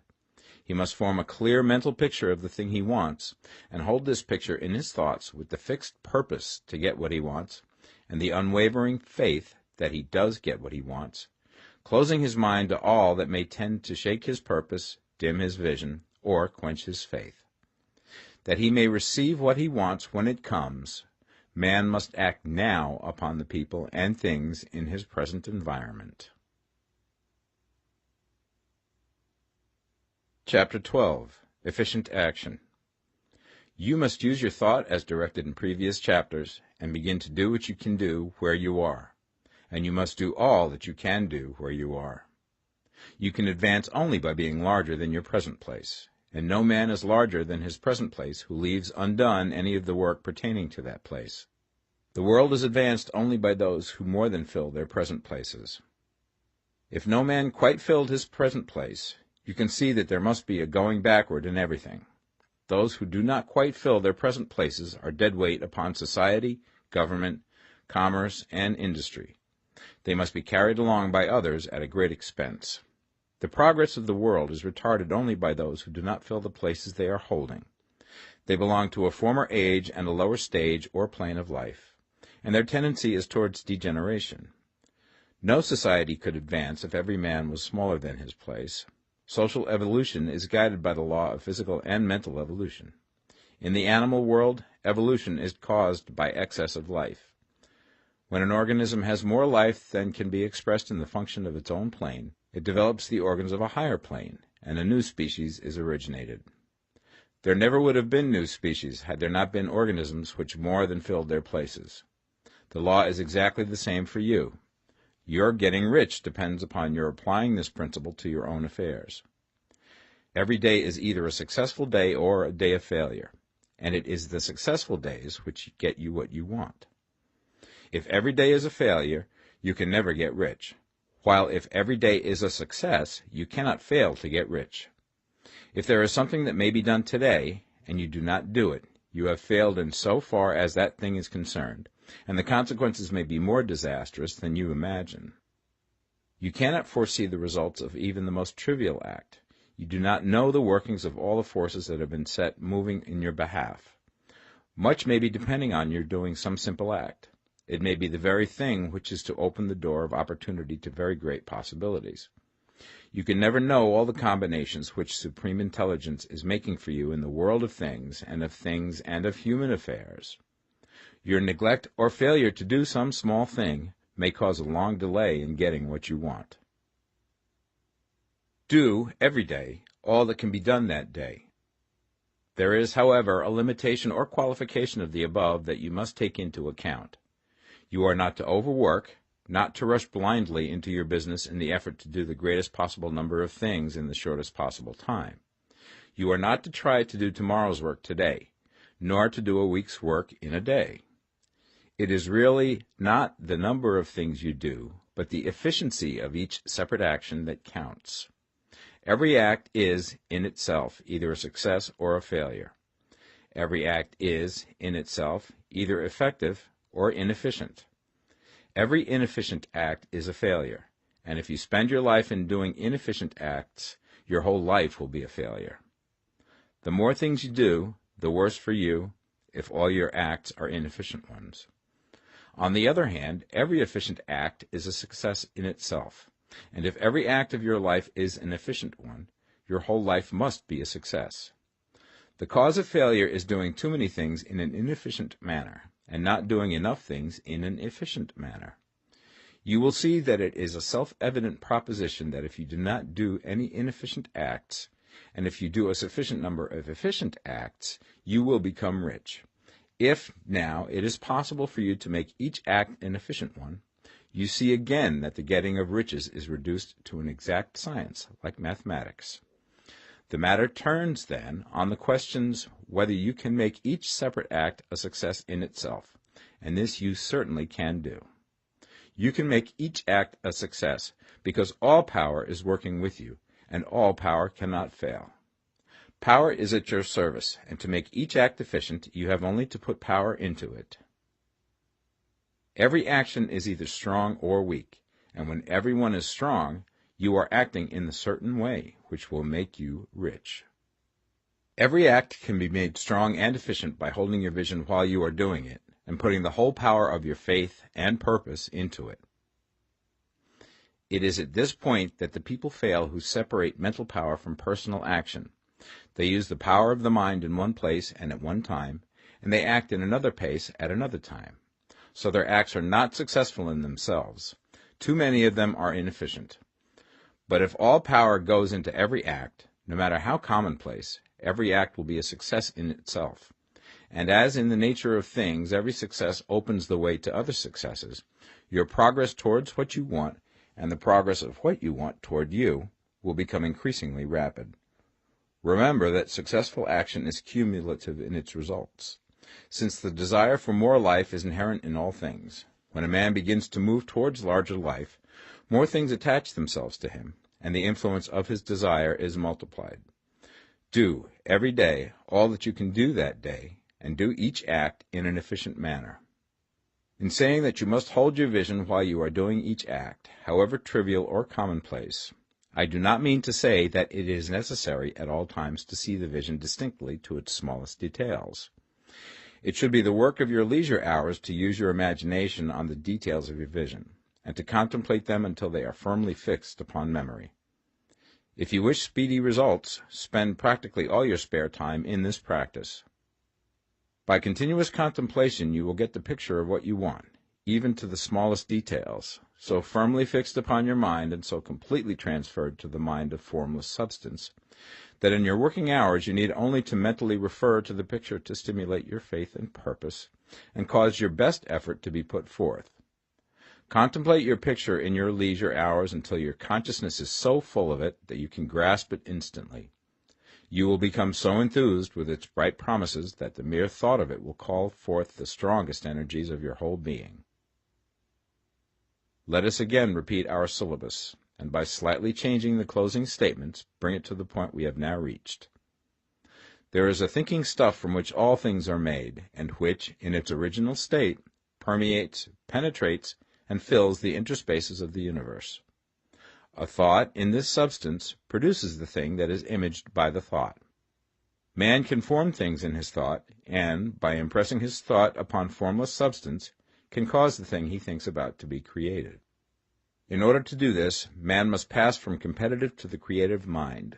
He must form a clear mental picture of the thing he wants, and do, with faith and purpose, all that can be done each day, doing each separate thing in an efficient manner. Chapter 13. Getting into the right business. Success in any particular business depends for one thing upon your possessing in a well-developed state the faculties required in that business. Without good musical faculty, no one can succeed as a teacher of music.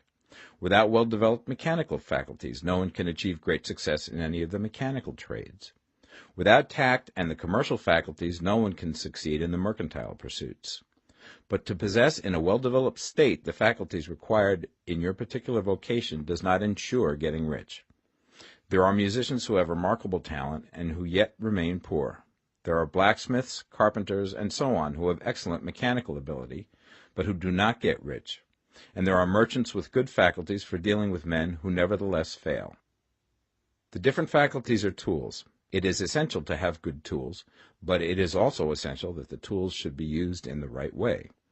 One man can take a sharp saw, a square, a good plane, and so on, and build a handsome article of furniture. Another man can take the same tools and set to work to duplicate the article, but his production will be a botch. He does not know how to use good tools in a successful way. The various faculties of your mind are the tools with which you must do the work which is to make you rich. It will be easier for you to succeed if you get into a business for which you are well equipped with mental tools. Generally speaking, you will do best in that business which will use your strongest faculties, the one for which you are naturally best fitted. But there are limitations to this statement also. No man should regard his vocation as being irrevocably fixed by the tendencies with which he was born. You can get rich in any business, for if you have not the right talent you can develop that talent. It merely means that you will have to make your tools as you go along, instead of confining yourself to the use of those with which you were born. It will be easier for you to succeed in a vocation for which you already have the talents in a well-developed state, but you can succeed in any vocation, for you can develop any rudimentary talent, and there is no talent of which you have not at least the rudiment. You will get rich most easily in point of effort if you do that for which you are best fitted, but you will get rich most satisfactorily if you do that which you want to do. Doing what you want to do is life, and there is no real satisfaction in living if we are compelled to be forever doing something which we do not like to do, and can never do what we want to do.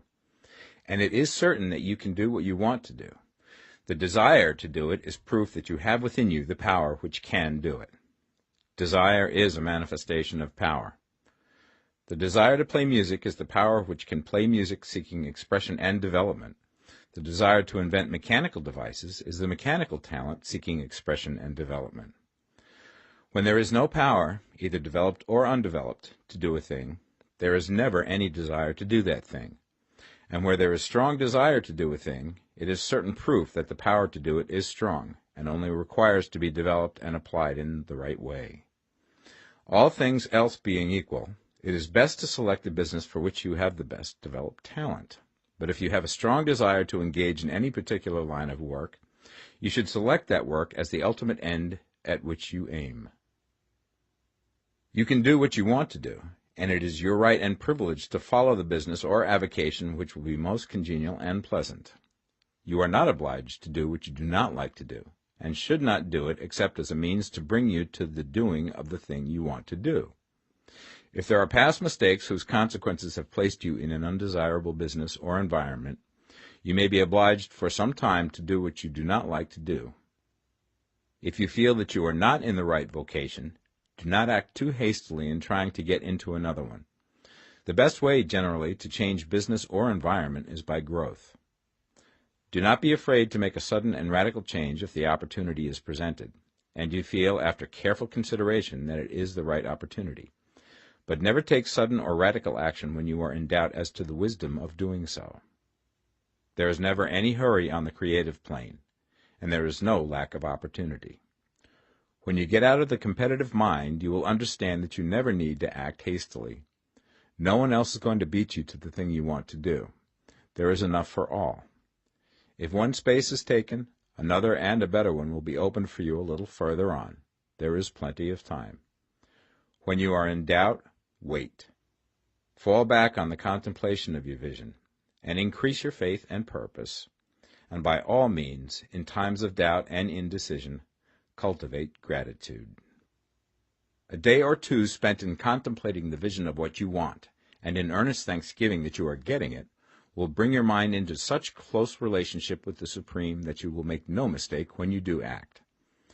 There is a mind which knows all there is to know, and you can come into close unity with this mind by faith and the purpose to advance in life, if you have deep gratitude. Mistakes come from acting hastily, or from acting in fear or doubt, or in forgetfulness of the right motive, which is more life to all and less to none. As you go on in the certain way, opportunities will come to you in increasing number, and you will need to be very steady in your faith and purpose, and to keep in close touch with the all-mind by reverent gratitude. Do all that you can do in a perfect manner every day, but do it without haste, worry, or fear. Go as fast as you can, but never hurry. Remember that in the moment you begin to hurry, you cease to be a creator and become a competitor. You drop back upon the old plane again. Whenever you find yourself hurrying, call a halt. Fix your attention on the mental image of the thing you want, and begin to give thanks that you are getting it. The exercise of gratitude will never fail to strengthen your faith and renew your purpose. Chapter 14. The Impression of Increase. Whether you change your vocation or not, your actions for the present must be those pertaining to the business in which you are now engaged. You can get into the business you want by making constructive use of the business you are already established in, by doing your daily work in a certain way. And in so far as your business consists in dealing with other men, whether personally or by letter, the key thought of all your efforts must be to convey to their minds the impression of increase. Increase is what all men and women are seeking. It is the urge of the formless intelligence within them, seeking fuller expression. The desire for increase is inherent in all nature. It is the fundamental impulse of the universe. All human activities are based on the desire for increase. People are seeking more food, more clothes, better shelter, more luxury, more beauty, more knowledge, more pleasure. Increase in something, more life. Every living thing is under this necessity for continuous advancement. Where increase of life ceases, dissolution and death set in at once. Man instinctively knows this, and hence he is forever seeking more. This law of perpetual increase is set forth by Jesus in the parable of the talents. Only those who gain more retain any. From him who hath not shall be taken away even that which he hath. The normal desire for increased wealth is not an evil or a reprehensible thing. It is simply the desire for more abundant life. It is aspiration. And because it is the deepest instinct of their natures, all men and women are attracted to him who can give them more of the means of life. In following the certain way, you are getting continuous increase for yourself, and you are giving it to all with whom you deal. You are a creative center from which increase is given off to all. Be sure of this, and convey assurance of the fact to every man, woman, and child with whom you come in contact. No matter how small the transaction, even if it be only the selling of a stick of candy to a little child, put into it the thought of increase, and make sure that the customer is impressed with the thought. Convey the impression of advancement with everything you do, so that all people shall receive the impression that you are an advancing man, and that you advance all who deal with you. Even to the people whom you meet in a social way, without any thought of business, and to whom you do not try to sell anything, give the thought of increase. You can convey this impression by holding the unshakable faith that you, yourself, are in the way of increase, and by letting this faith inspire, fill, and permeate every action. Do everything that you do in the firm conviction that you are an advancing personality, and that you are giving advancement to everybody.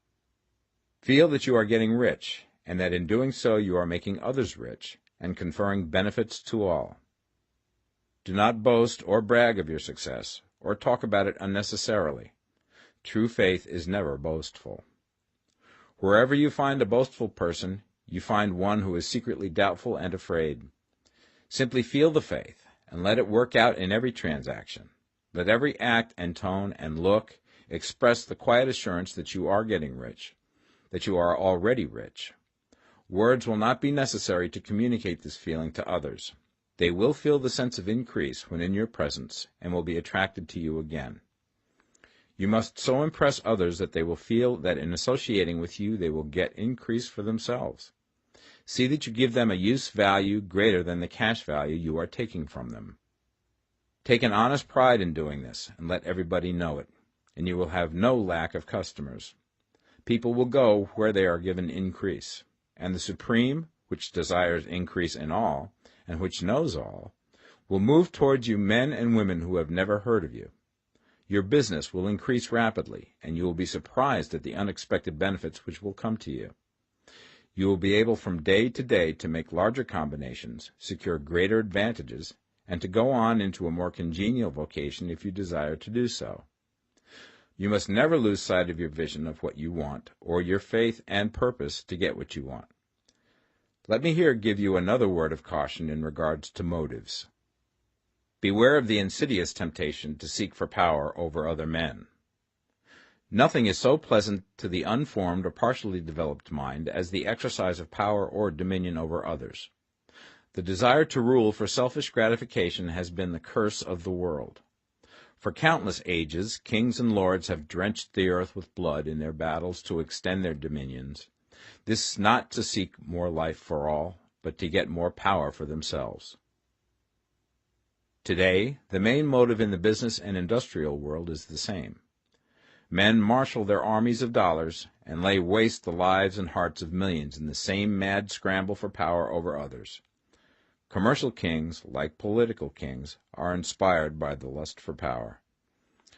Jesus saw in this desire for mastery the moving impulse of that evil world he sought to overthrow.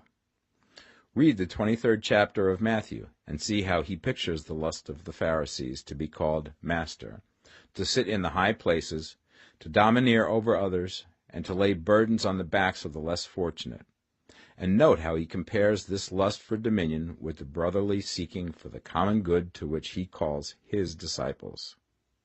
Look out for the temptation to seek for authority, to become a master, to be considered as one who is above the common herd, to impress others by lavish display, and so on. The mind that seeks for mastery over others is the competitive mind, and the competitive mind is not the creative one. In order to master your environment and your destiny, it is not at all necessary that you should rule over your fellow men, and, indeed, when you fall into the world's struggle for the high places, you begin to be conquered by fate and environment, and your getting rich becomes a matter of chance and speculation. Beware the competitive mind. No better statement of the principle of creative action can be formulated than the favorite declaration of the late Golden Rule Jones of Toledo. What I want for myself, I want for everybody. Chapter 15. The Advancing Man. What I have said in the last chapter applies as well to the professional man and the wage earner as to the man who is engaged in mercantile business. No matter whether you are a physician, a teacher, or a clergyman, if you can give increase of life to others and make them sensible of the fact, they will be attracted to you and you will get rich. The physician who holds the vision of himself as a great and successful healer, and who works towards the complete realization of that vision with faith and purpose, as described in former chapters, will come into such close touch with the source of life that he will be phenomenally successful.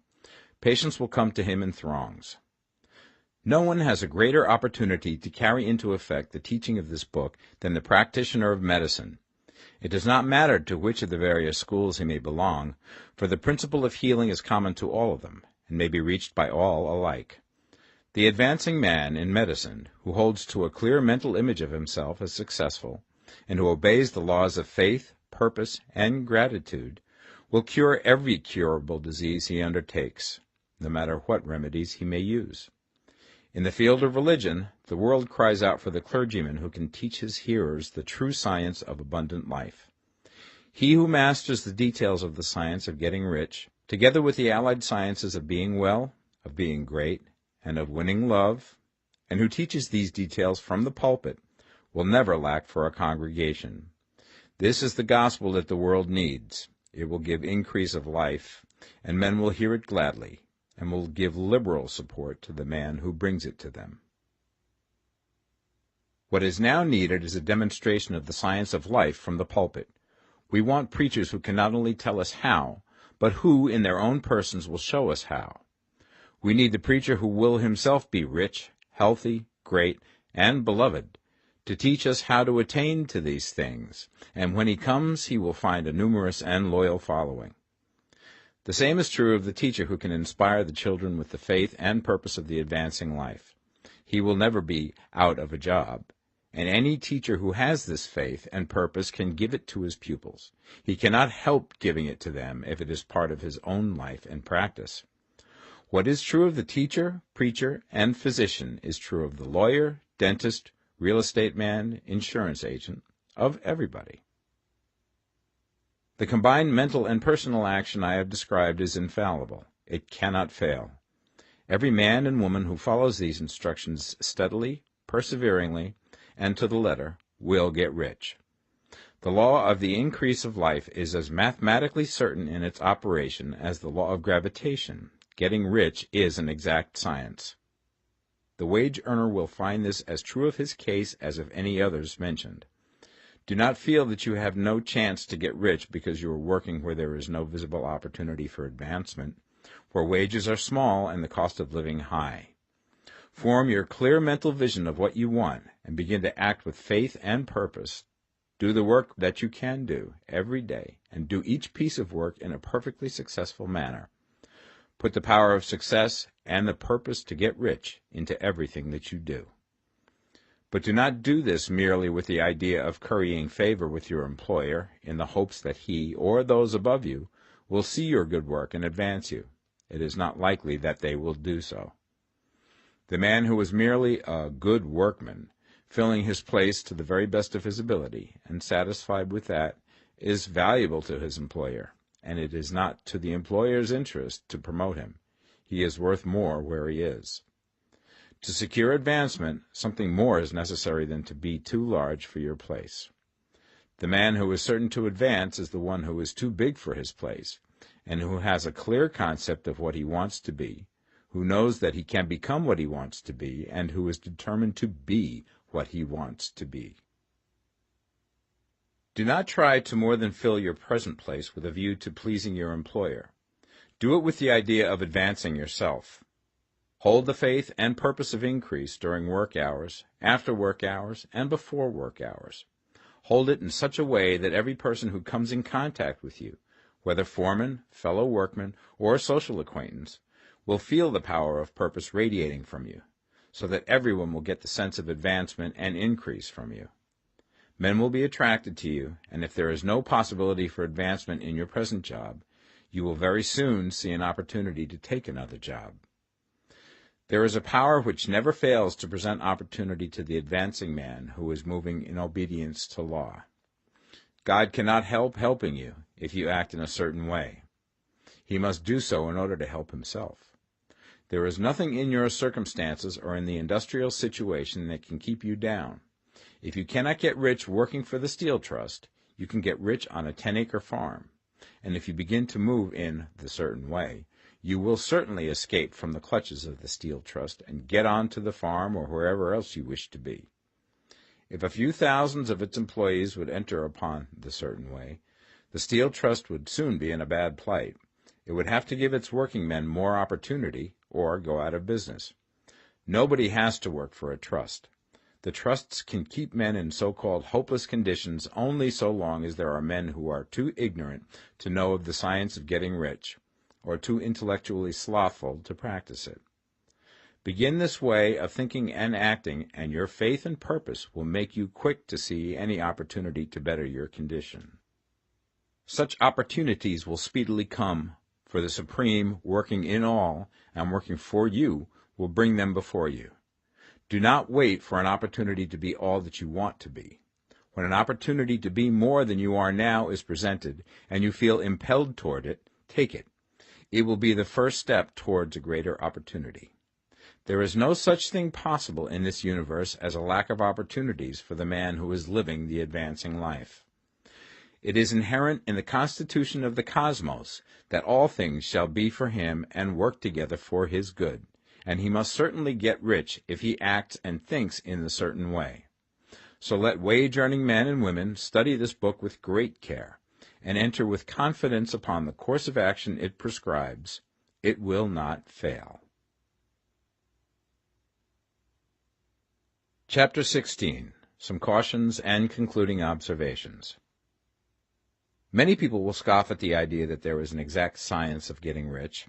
Holding the impression that the supply of wealth is limited, they will insist that social and governmental institutions must be changed before even any considerable number of people can acquire a competence. But this is not true. It is true that existing governments keep the masses in poverty, but this is because the masses do not think and act in the certain way. If the masses begin to move forward as suggested in this book, neither governments nor industrial systems can check them.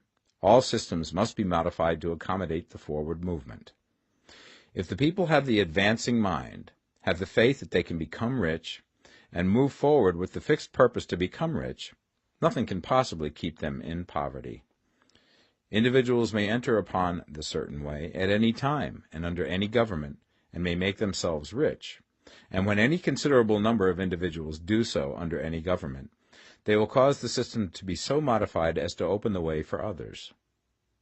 The more men who get rich on the competitive plane, the worse for others. The more who get rich on the creative plane, the better for others.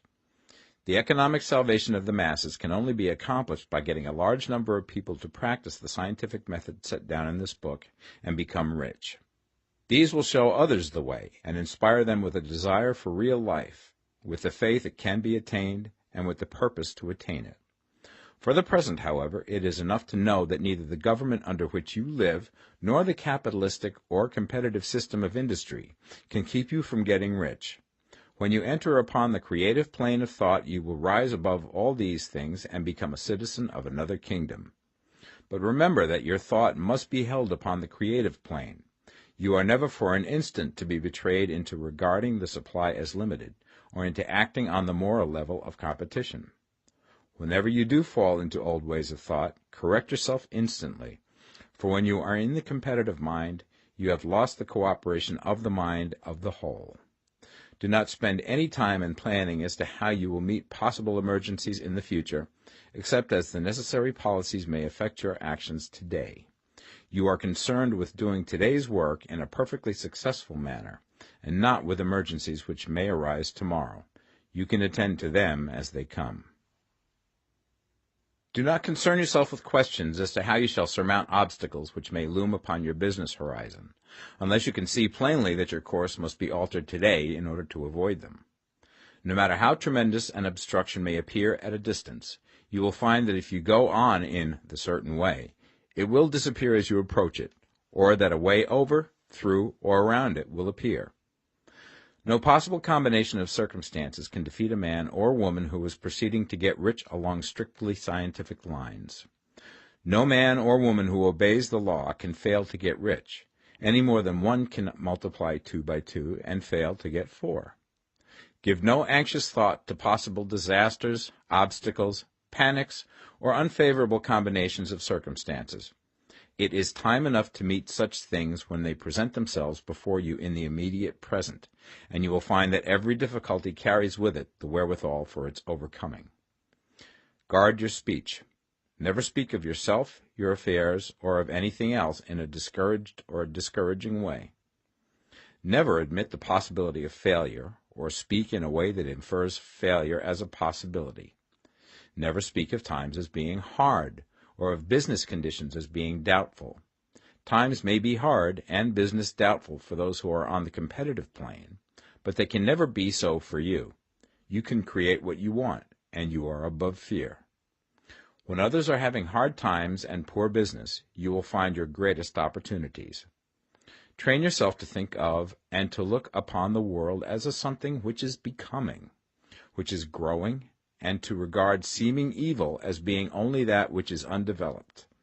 Always speak in terms of advancement. To do otherwise is to deny your faith, and to deny your faith is to lose it. Never allow yourself to feel disappointed. You may expect to have a certain thing at a certain time, and not get it at that time, and this will appear to you like failure. But if you hold to your faith, you will find that the failure is only apparent. Go on in the certain way, and if you do not receive that thing, you will receive something so much better that you will see that the seeming failure was really a great success. A student of this science had set his mind on making a certain business combination which seemed to him at the time to be very desirable, and he worked for some weeks to bring it about. When the crucial time came, the thing failed in a perfectly inexplicable way. It was as if some unseen influence had been working secretly against him. He was not disappointed. On the contrary, he thanked God that his desire had been overruled, and went steadily on with a grateful mind. In a few weeks an opportunity so much better came his way that he would not have made the first deal on any account, and he saw that a mind which knew more than he knew had prevented him from losing the greater good by entangling himself with the lesser. That is the way every seeming failure will work out for you, if you keep your faith, hold to your purpose, have gratitude, and do, every day, all that can be done that day, doing each separate act in a successful manner. When you make a failure, it is because you have not asked for enough. Keep on, and a larger thing than you were seeking will certainly come to you. Remember this. You will not fail because you lack the necessary talent to do what you wish to do. If you go on as I have directed, you will develop all the talent that is necessary to the doing of your work. It is not within the scope of this book to deal with the science of cultivating talent, but it is as certain and simple as the process of getting rich. However, do not hesitate or waver for fear that when you come to any certain place you will fail for lack of ability. Keep right on, and when you come to that place, the ability will be furnished to you. The same source of ability which enabled the untaught Lincoln to do the greatest work in government ever accomplished by a single man is open to you. You may draw upon all the mind there is for wisdom to use in meeting the responsibilities which are laid upon you. Go on in full faith. Study this book. Make it your constant companion until you have mastered all the ideas contained in it. While you are getting firmly established in this faith, you will do well to give up most recreations and pleasure, and to stay away from places where ideas conflicting with these are advanced in lectures or sermons. Do not read pessimistic or conflicting literature, or get into arguments upon the matter. Do very little reading, outside of the writers mentioned in the preface. Spend most of your leisure time in contemplating your vision, and in cultivating gratitude, and in reading this book. It contains all you need to know of the science of getting rich, and you will find all the essentials summed up in the following chapter. Chapter 17. Summary of the Science of Getting Rich. There is a thinking stuff from which all things are made, and which, in its original state, permeates, penetrates, and fills the interspaces of the universe. A thought in this substance produces the thing that is imaged by the thought. Man can form things in his thought, and by impressing his thought upon formless substance can cause the thing he thinks about to be created. In order to do this, man must pass from the competitive to the creative mind, otherwise he cannot be in harmony with the formless intelligence, which is always creative and never competitive in spirit. Man may come into full harmony with the formless substance by entertaining a lively and sincere gratitude for the blessings it bestows upon him. Gratitude unifies the mind of man with the intelligence of substance, so that man's thoughts are received by the formless. Man can remain upon the creative plane only by uniting himself with the formless intelligence through a deep and continuing feeling of gratitude. Man must form a clear and definite mental image of the things he wishes to have, to do, or to become, and he must hold this mental image in his thoughts, while being deeply grateful to the Supreme that all his desires are granted to him. The man who wishes to get rich must spend his leisure hours in contemplating his vision, and in earnest thanksgiving that the reality is being given to him. Too much stress cannot be laid on the importance of frequent contemplation of the mental image, coupled with unwavering faith and devout gratitude. This is the process by which the impression is given to the formless, and the creative forces set in motion.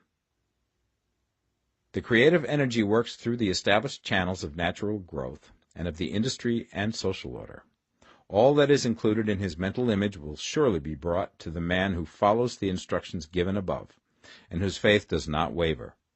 What he wants will come to him through the ways of established trade and commerce.